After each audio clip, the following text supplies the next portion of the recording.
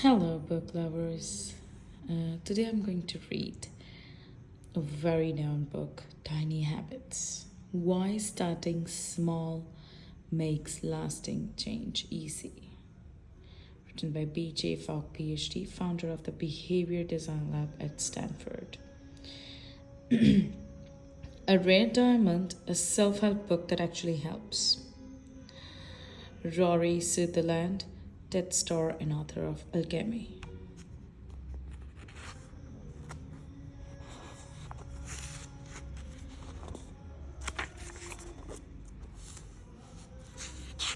Tiny Habits. Why Starting Small Makes Lasting Change Easy.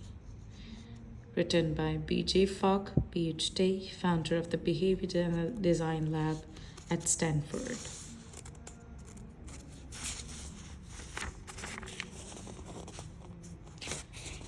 Content. Introduction. Change can be easy and fun. First, the elements of behavior. Second, motivation, focus and matching. Ability. Easy does it. Fourth, prompts, the power of after. Fifth, emotions create habits. Sixth, growing your habits from tiny to transformative. Untangling bad habits, a systemic solution. Eighth, how we change together.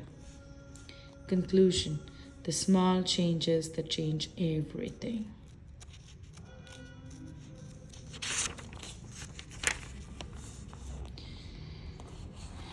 To the wonderful people who inspired me to explore. Introduction. Change can be easy, bracket, and fun, bracket closed. Tiny is mighty, at least when it comes to change. Over the last 20 years, I've found that most everyone wants to make some kind of change. Eat healthier, lose weight, exercise more, reduce stress, get better sleep. We want to be better parents and partners. We want to be more productive and creative. But the alarming levels of obesity, sleeplessness, and stress reported by the media and seen in my Stanford Labs research tell me there is a painful gap between what people want and what they actually do. The disconnect between want and do has to be blamed on a lot of things. But people blame it on themselves for the most part. They internalize the cultural message of, it's your fault, you should exercise more. But you aren't doing it, shame on you. I'm here to say it isn't your fault. And creating positive change isn't as hard as you think. For too many years, myths, misconceptions, and well meaning but unscientific advice have set you up to fail. If you have attempted change in the past and haven't seen results, you may have concluded that change is hard or that you can't succeed because you lack motivation. Neither is accurate. The problem is with the approach itself, not with you. Think of it this way.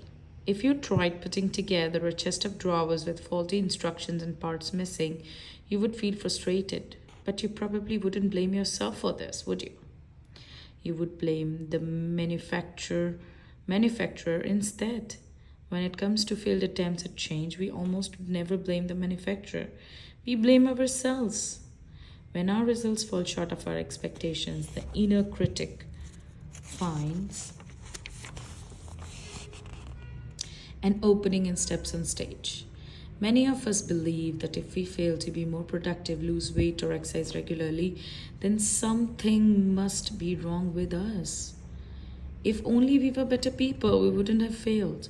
If only we had followed the program to the letter or kept those promises to ourselves, we would have succeeded. We just need to get our act together and pull ourselves up by our bootstraps and do better, right? No, sorry, not right. We are not the problem. Our approach to change is. It's a design flaw, not a personal flaw. Building habits and creating positive change can be easy if you have the right approach, a system based on how human psychology really works, a process that makes change easier, tools that don't rely on guesswork or faulty principles. Popular thinking about habit formation and change feeds into our impulse to set unrealistic expectations. We know habit matters. We just need more good habits and fewer bad ones.